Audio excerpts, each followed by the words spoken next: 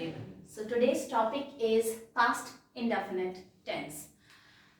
ये ग्रामर की सीरीज चल रही है, राइट? बहुत सारे टॉपिक्स ग्रामर के आपको कवर कराए जा रहे हैं यहाँ पर इस पूरी सीरीज में. And grammar you know very well that it is very important for your competitive exam. A lot many exams are there जिनमें इंग्लिश ग्रामर पूछी जाती है बहुत सारे तरीकों से. एंड वोकेबुलरी तो आता ही है, इंग्लिश ग्रामर भी बहुत सारी तरीकों से पूछी जाती है. लाइक आरएस मेंस एग्जाम में आपको ट्रांसलेशन आ जाएगा, ट्रांसलेशन के क्वेश्चंस आ जाएंगे, एरर ढूंढना आ जाएगा सेंटेंस में. So for these kind of questions you must understand grammatical rules. But I'm not merely teaching you English grammar, I'm teaching you English grammar with idioms sometimes, or sometimes good difficult words, or sometimes synonyms or antonyms. तो हम लोग एक साथ दो चीजें कर रहे हैं, right? I'm killing two birds with a single stone, right? So ये भी एक idiom है, एक साथ में दो काम सक्सेसफुली करना, राइट? सो ग्रामर के रूल्स तो हम लोग देखते ही जाएंगे, लेकिन साथ में कुछ इडियम्स भी देखेंगे, सो दैट इडियम का आपको यहाँ पर प्रैक्टिस होते चले जाएगा और काफी सारे idioms in this way cover होते जाएंगे. एंटोनिम्स पर बात करेंगे, सिनोनिम्स पे, वन वर्ड सब्स्टिट्यूशंस हम लोग लर्न करेंगे इसी तरीके से. आप लोग स्क्रीनशॉट ले सकते हैं इसका. ये कुछ इडियम्स हैं आई हैव रिटन डाउन जो कि पास्ट इंडेफिनिट टेंस के ही सेंटेंसेस हैं, ठीक है?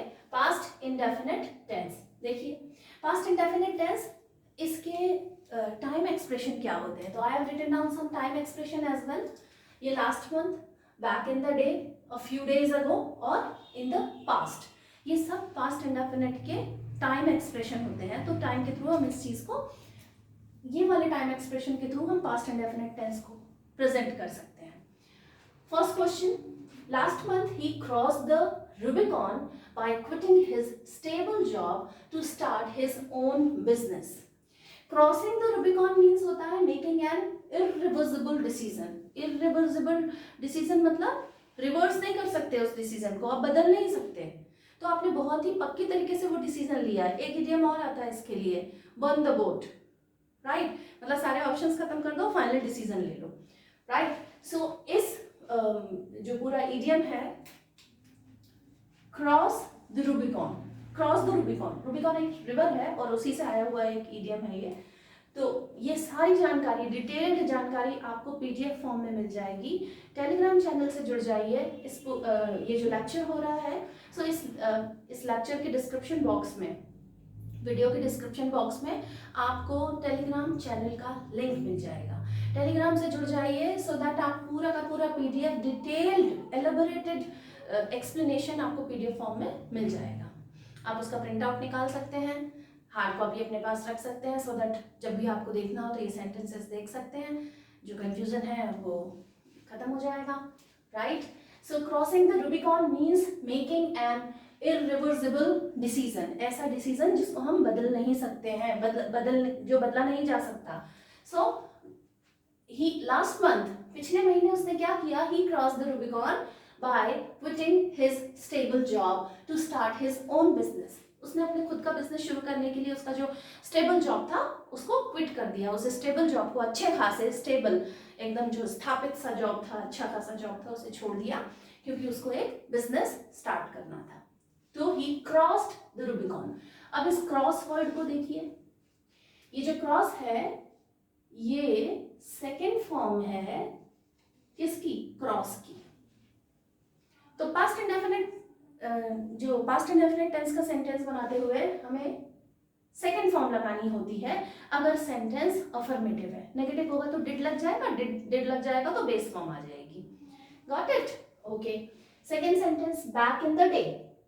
Back in the day he could really cut the mustard on the basketball court. अब ये रियली, ये कट द मस्टर्ड मतलब क्या होता है? Cut the mustard, cut the mustard means to meet expectations. आपकी जो अपेक्षाएं हैं, उम्मीदें हैं, उन्हें पूरी कर देना. तो ये कट द मस्टर्ड क्या है? बैक इन द डे मतलब पुराने दिनों में, दिनों में उसने क्या किया? he could really cut the mustard on the basketball court. उसने पिछले दिन क्या किया है कि he could really cut the mustard. अब ये कुड देखिए, ये एक हेल्पिंग वर्ब है, इसका ये पास्ट इक्विवेलेंट है कुड। किसका पास्ट इक्विवेलेंट है? कैन का। कैन का पास्ट इक्विवेलेंट है कुड। तो पास्ट इक्विवेलेंट लगाया ना हमने इसमें, इसका कैन का पास्ट इक्विवेलेंट कुड, तब ये बन रहा है ही कुड। यहाँ ये हेल्पिंग वर्ब आई हुई है, लेकिन हेल्पिंग वर्ब के साथ में भी हमने पास्ट इक्विवेलेंट लगाया है कैन का। सो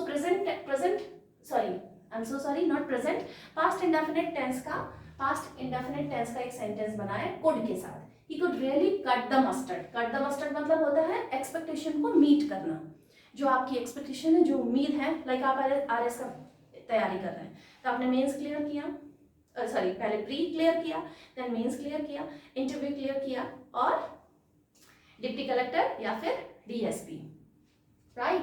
तो इन दिस वे आप क्या कर रहे हो? You will cut the mustard. जो भी आपने सोचा है वो आपका, आप एक्सपेक्टेशन कंप्लीट कर रहे हो, राइट।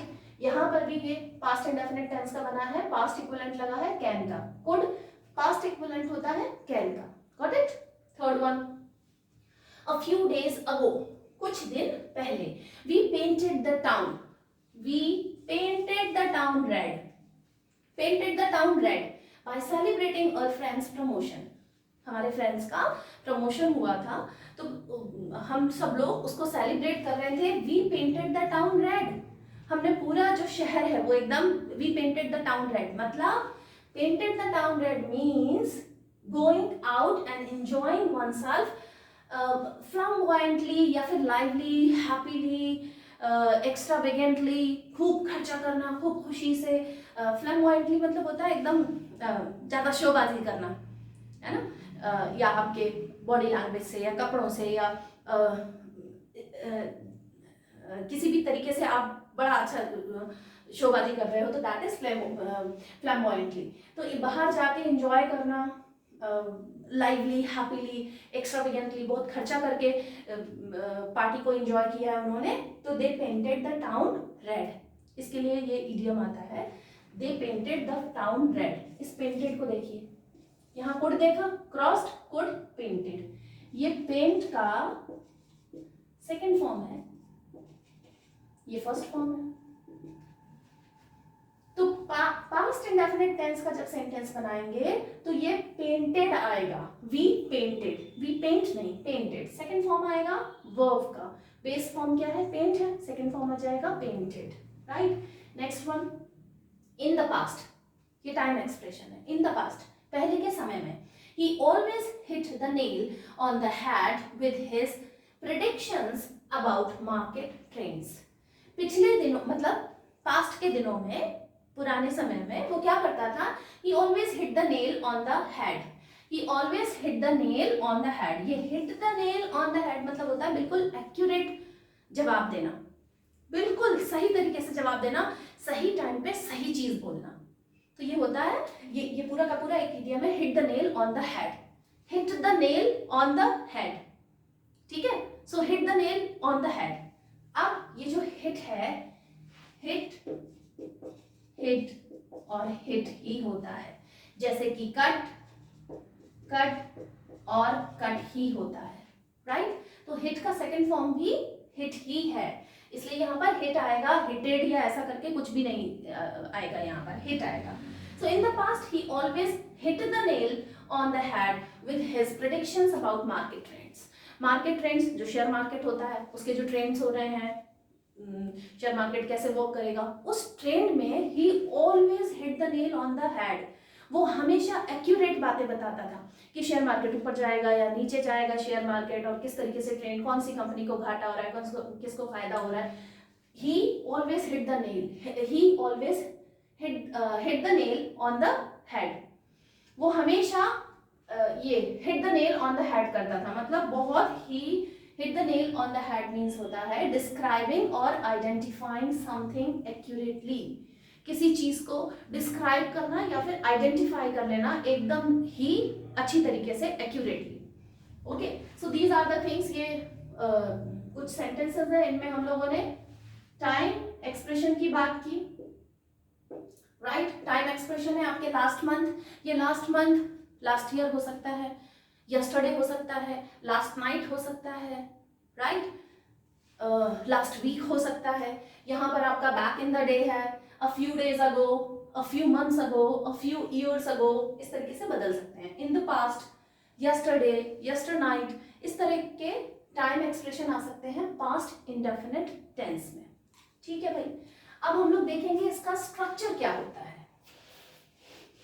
पास्ट इंडेफिनिट टेंस जो है उसके सेंटेंसेस बनते कैसे हैं, कौन सी उसमें हेल्पिंग वर्ब होती है, मेन वर्ब कैसे वर्क करती है, रेस्ट ऑफ द सेंटेंस हम कैसे बनाएंगे, और किस तरीके से उनमें एक्सप्रेशन किस तरीके का आता है, किस जगह हम यूज करते हैं past indefinite tense. We will just talk about past indefinite tense. Okay, helping verb क्या होती है, किसकी, helping verb past indefinite tense की। तो इसमें एक और एक ही हेल्पिंग वर्ब होती है और वो होती है did. Did is for all, all means singular भी और प्लूरल भी। तो डिड सिंगुलर सब्जेक्ट्स के साथ में भी आ रही है और प्लूरल सब्जेक्ट के साथ में भी आ रही है। ठीक है, सिंगुलर सब्जेक्ट्स कौन कौन से होते हैं, शी, ही, इट, राम, मतलब कोई भी नाम, राम, गर्ल, जो सिंगुलर एक्सप्रेशन थे। ठीक है, प्लूरल सब्जेक्ट्स कौन से होते हैं, वी, आई लगा लेते हैं पहले, I, we, you, you, both of you, all of you, right, I, we, you, they, and Ram and Shyam, ये प्लूरल सब्जेक्ट होते हैं। एंड से जुड़े हुए जो दो आइडेंटिटी दिखा रहे हैं उन्हें हम प्लूरल सब्जेक्ट में कंसीडर करते हैं। आई को हम लोग प्लूरल सब्जेक्ट में कंसीडर करते हैं। सबके साथ में डिड है, तो यहाँ तो कोई ये झंझट वाली बात ही नहीं है कि हम किसके साथ सिंगुलर और सिंगुलर के साथ में कौन सी हेल्पिंग वर्ब याद करें और प्लूरल के साथ क्या याद करें, ये तो सभी के साथ में डिड आ रहा है। अब बनेंगे कैसे सेंटेंस,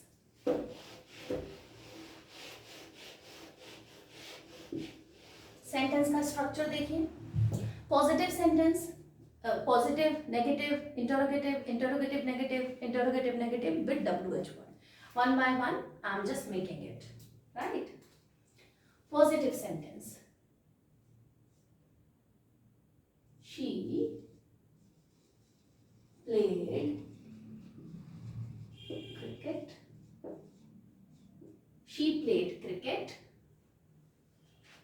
यहां पर भी खत्म कर सकते हैं हमेशा, ये आगे बना सकते हैं, she played cricket in a very good manner, या शी प्लेड क्रिकेट यस्टरडे, या फिर शी प्लेड क्रिकेट ईगरली, किसी भी तरीके से हम इसको रेस्ट ऑफ द सेंटेंस बना सकते हैं। I am just completing this sentence over here, चाहे तो हम यहाँ भी खत्म कर सकते हैं।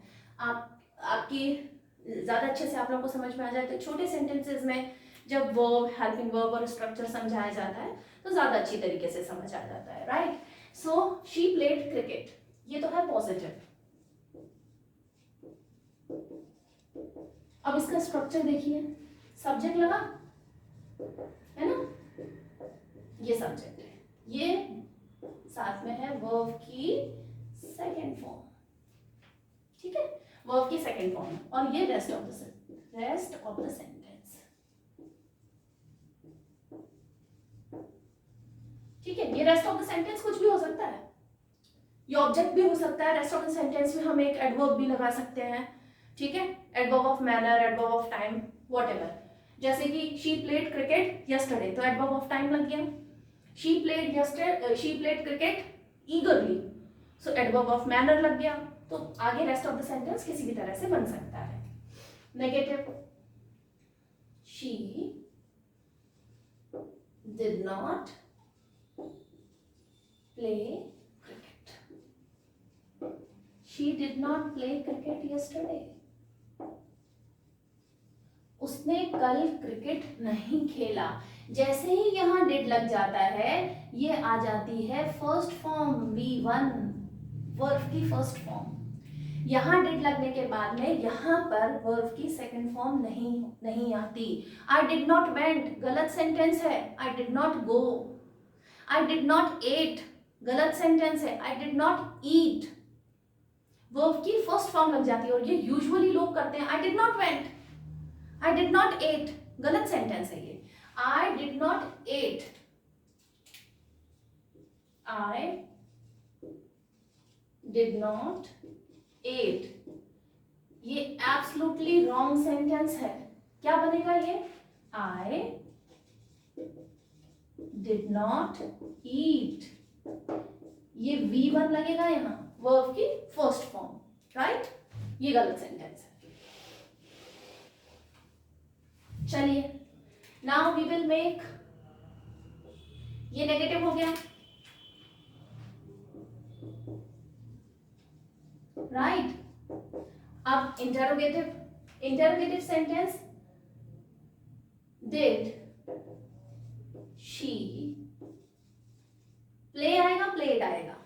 डिड शी प्ले और did she played? Did she play cricket? Did she play cricket? क्या उसने, did she play cricket yesterday? क्या उसने कल क्रिकेट खेला था? Did she play cricket yesterday? क्या उसने कल क्रिकेट खेला था? डिड शी प्ले, यहां पर डिड लग गया तो प्ले आएगा, प्लेड नहीं आएगा। ये कौन सा बन गया? Interrogative.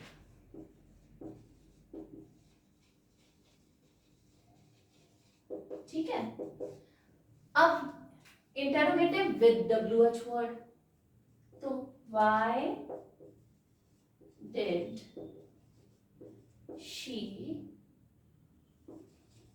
Played, why did she played, सही है? Why did she played, played आएगा या फिर प्ले आएगा? क्या आएगा यहाँ? व्हाई डिड शी प्लेड या why did she play?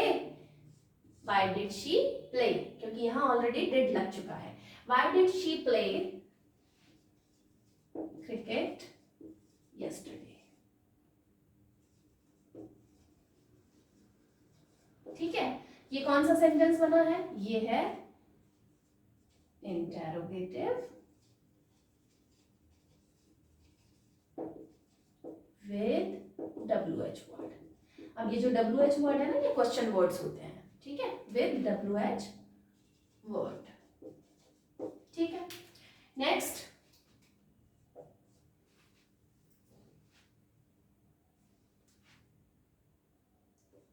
why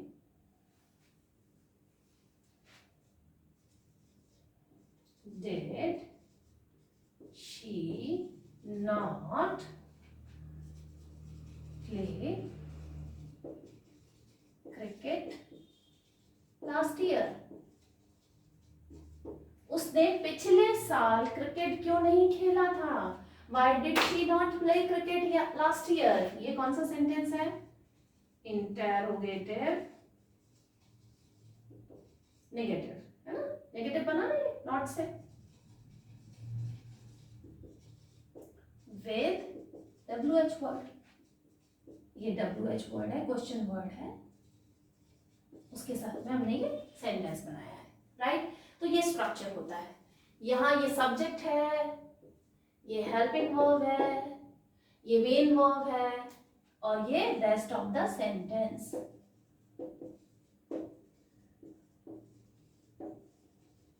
right, ये स्ट्रक्चर होता है इसका। इसी तरह के सेंटेंस बनते हैं। ओके,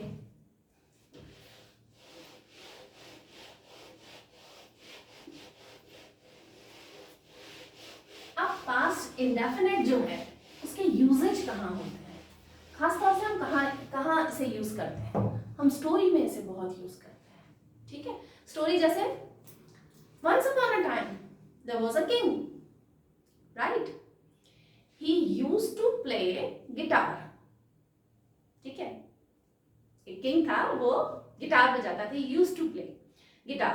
ये used to play है, ये भी पास्ट का हैबिट दिखाने के लिए बनाया जाता है, ठीक है? He used to play guitar. One day he saw a learned person. तो one day he saw, उसने एक learned person को देखा जो कि बहुत बड़ा ज्ञानी था और बहुत अच्छा, वो उससे भी ज्यादा अच्छा गिटार बजाता था, like this. So one day he saw, जब हम एक कहानी बनाते हैं तब हम पास्ट इंडेफिनिट टेंस के सेंटेंसेस बनाते हैं। और अगर एग्जाम के पॉइंट ऑफ व्यू से अगर हम बात करें तो इसके एक्टिव से पैसिव बनाने वाले सेंटेंसेस बहुत ज़्यादा आ जाते हैं। तो एक्टिव पैसिव तो हम लोग एक पूरा का पूरा एक अलग लेक्चर ही करने वाले हैं, ठीक है। डायरेक्ट इनडायरेक्ट एक्टिव पैसिव की बड़े भारी भरकम से टॉपिक हैं इंग्लिश ग्रामर के, तो वो एक साथ टेंसेस में नहीं पढ़ाया जा सकता आपको, नहीं तो सब मर्ज हो जाएगा, कंफ्यूजिंग हो जाएगा आपके लिए। तो पास्ट इंडेफिनिट टेंस के जो सेंटेंसेस बनते हैं यूजुअली स्टोरी में, या कोई पास्ट हैबिट आपको दिखानी है, कोई पास्ट इवेंट आपको बताना है, तो उसके लिए पास्ट इंडेफिनिट टेंस के यूज के सेंटेंसेस बनाए जाते हैं। सो ग्रामर का पूरा जो कोर्स है, आप अगर आपको सारे ही टेंसेस और सारे टॉपिक्स कवर करने हैं तो सीरीज पूरी देखनी पड़ेगी। प्लेलिस्ट में जाके आप देख सकते हैं। चैनल को सब्सक्राइब कर लीजिए, लाइक कीजिए, शेयर कीजिए। Keep learning. Thank you so much.